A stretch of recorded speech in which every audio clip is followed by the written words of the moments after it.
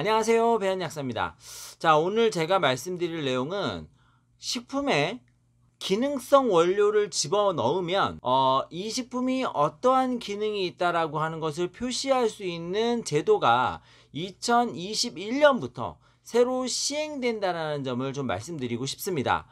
약간 좀 우려가 섞여 있는 내용으로 말씀드릴 수밖에 없는데, 그것은 왜 그러냐? 그 내용을 차근차근 말씀드리도록 하겠습니다.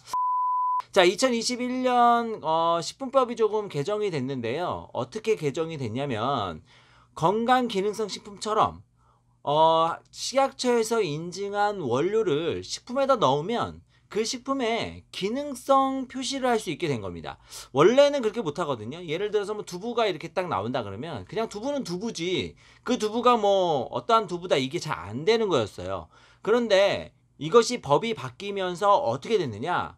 만약에 두부에다가 칼슘을 집어넣으면 뼈를 튼튼하게 해주는 두부, 이렇게 만들 수가 있는 거예요. 즉 갱년기 때 골다공증이 만약에 우려가 되는 사람인데 두부를 선택할 때 칼슘이 들어있는 두부를 선택할 수 있다는 거죠. 뿐만 아니라 뭐 애들 같은 경우에 우유에다가 홍삼을 집어넣고 이 홍삼의 양이 아주 많지 않다 하더라도 면역력을 강화시켜 준다고 하는 이러한 기능성 문구를 넣을 수가 있게 됐습니다. 물론 식약처에서는 이것이 건강기능성식품과 착오를 일으키지 않도록 건강기능성식품이 아니다라는 것을 반드시 표시하게 해놨지만, 사실 소비자 입장에서 보면 그런 것들이 잘 구분이 안 갈 수밖에 없는 거죠. 이러한 제도를 만든 이유를 우리가 살펴보면 잘 팔리게 하기 위해서, 즉 산업 증진을 목적으로 사실 이거를 이제 허용해 줬다, 이런 식의 내용이 나오고 있습니다. 이게 과연 무조건 좋은 것이냐, 좀 우려 섞인 목소리가 나올 수밖에 없는 것은 여러 가지 이유가 있습니다. 자, 첫 번째, 일단은 우리가 식품이라고 해가지고 무조건 뭐 두부, 우유 뭐 이런 것만 있는 것은 아니에요. 즉 캡슐이라든지 또는 이러한 우리가 마치 건강기능성 식품이나 약처럼 생긴 것들도 식품으로 나오는 것들이 있는데, 이러한 애들에도 이러한 기능성 표시를 함으로 인해서 뭔가 건강기능성 식품, 우리가 충분하게 제어를 받고 있는 건강기능성 식품이나 또는 일반 의약품처럼 오인할 가능성이 굉장히 높아지는 것이 현실입니다. 이런 것들을 막기 위해서 일부 제형에 한해서는 기능성 표시를 못하게 제한을 두고 있지만, 사실상 이러한 것들이 나중에는 뭐 풀릴 수밖에 없다, 이거는 뭐 예상할 수 있는 거 아니겠습니까? 그래서 소비자들이 굉장히 현명하게 선택하지 않으면 자칫 잘못하면 오해를 하고 어떠한 제재를 복용할 수 있게 되고, 또 이러한 것들로 인해서 예를 들어서 만약에 골다공증을 예방하기 위해서 내가 칼슘을 먹고 싶은데 이러한 칼슘이 들어있는 제재를 뭐 정용량, 예를 들어서 실제 골다공증이 있다면 정용량을 복용해야 하지만, 사실 뭐 약으로 먹기 싫어, 식품으로 먹겠어, 이러한 생각으로 사실 복용할 수도 있기 때문에 치료의 경과나 시기가 늦어질 수 있다. 이거는 이제 뭐 단순하게 칼슘만 말씀을 드렸지만, 칼슘뿐만이 아니라 다양한 성분들이 들어갈 수 있기 때문에 우리가 충분히 이러한 부분을 예측할 수 있다라고 볼 수 있겠고, 두 번째는 식품의 기능성을 등재할 때 건강기능성 식품에서 체크하는 것처럼 용량이 100% 다 안 들어가 있어도 돼요.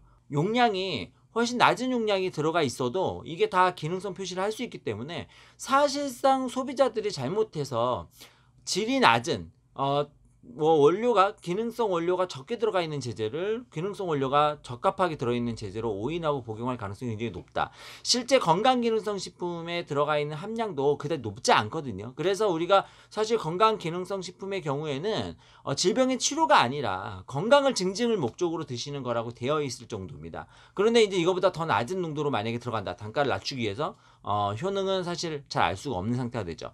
사실 제가 가장 우려하는 것은 뭐냐면 성분의 중복입니다. 예를 들어서 어떠한 칼슘을 강화시켰다, 또는 뭐 다양한 성분들을 보강했다고 했을 때, 이러한 것들을 우리가 식품으로 복용하게 되면 다른 의약품을 복용할 때 사실 충돌을 일으키는 경우가 많이 있습니다. 뭐 자꾸 칼슘을 말씀드리지만 미네랄이 이제 가장 대표적이니까요. 칼슘이 들어가 있는 강화되어 있는 제재를 내가 먹는데, 사실 이러한 것들은 두부뿐만이 아니라 다양한 것에 넣을 수가 있잖아요. 항생제를 만약에 복용한다거나 또는 다른 제재, 제산제를 복용한다거나 기타 이렇게 미네랄과 영양을 받을 수 있는 제재를 복용한다고 했을 때 이때는 다른 약물의 흡수를 방해하거나 또는 증가시켜 버릴 수가 있거든요. 그렇게 된다 그러면 치료에 지대한 영향을 줄 수가 있는데, 우리가 건강기능성 식품이나 또는 일부 그냥 일반 식품의 경우에는 안내를 해드릴 수가 있어요. 소위 자꾸 칼슘 말씀드리는데, 뭐 칼슘이 들어가 있는 건강기능성 식품, 예를 들어서 골관절이라든지 이러한 것에 그 효능이 있는 제제를 복용한다거나 또는 유제품을 복용한다거나 이렇게 우리가 컨트롤할 수가 있는데, 사실상 그 식품에 첨가되어 있는, 만약 식품이 강화되어 있어 버리면 우리가 이런 것들을 체크할 수가 없습니다.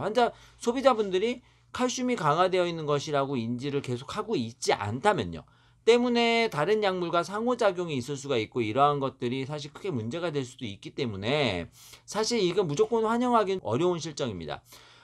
소비자분들께서 좀 더 현명해질 수밖에 없다라는 이러한 그 좀 안타까운 부분인데요. 산업 증진을 위해서 소비자의 현명함을 조금 더 바라는 이러한 경우라고 보시면 될 것 같네요. 우려가 조금 섞여 있는 내용을 좀 말씀드릴 수밖에 없었는데, 어쨌든 이제 앞으로는 소비자가 현명해져야 되는 단계로 갈수록 이제 정보가 많아지고 이렇게 우리에게 주어지는 것이 많아지면 많아질수록 소비자가 현명해져야 되는 이러한 시대로 좀 넘어가는 것이 아닌가 뭐 생각해 봅니다. 산업의 발전도 중요하죠. 당연히 산업의 발전도 중요하지만 그거에 못지않게 소비자들의 건강도 중요하기 때문에, 혹시나 어떠한 강화된 뭐 음식을 복용하려고 할 때라도 이렇게 강화된 식품을 만약에 드신다고 한다면, 그리고 그 식품을 드시면서 다른 일반 의약품이나 또는 다른 건강기능성 식품을 더 드시고자 한다면 반드시 전문가, 뭐 근처에 있는 단골 약국에 상의하시면 가장 편하겠죠. 전문가와 꼭 상의하신 이후에 혹시 다른 보충제를 더 복용해도 되는지를 문의하시는 게 좋을 것 같다라는 말씀을 마지막으로 드리면서 마치도록 하겠습니다. 저희 링거TV는 항상 여러분들의 건강한 삶을 기원합니다. 혹시나 궁금한 점이 있으시면 지금 하단에 나오고 있는 전화번호로 전화 주시면 친절하게 상담해 드릴 거고요. 그리고 뭐 개인 메시지도 괜찮습니다. 개인 DM도 괜찮고 댓글도 괜찮습니다. 혹시 정보가 유익하였다면 공유도 잊지 않아 주시는 거 알고 계시죠? 자, 저는 다음에 더 유익한 내용으로 여러분들 찾아뵙도록 하겠습니다. 감사합니다.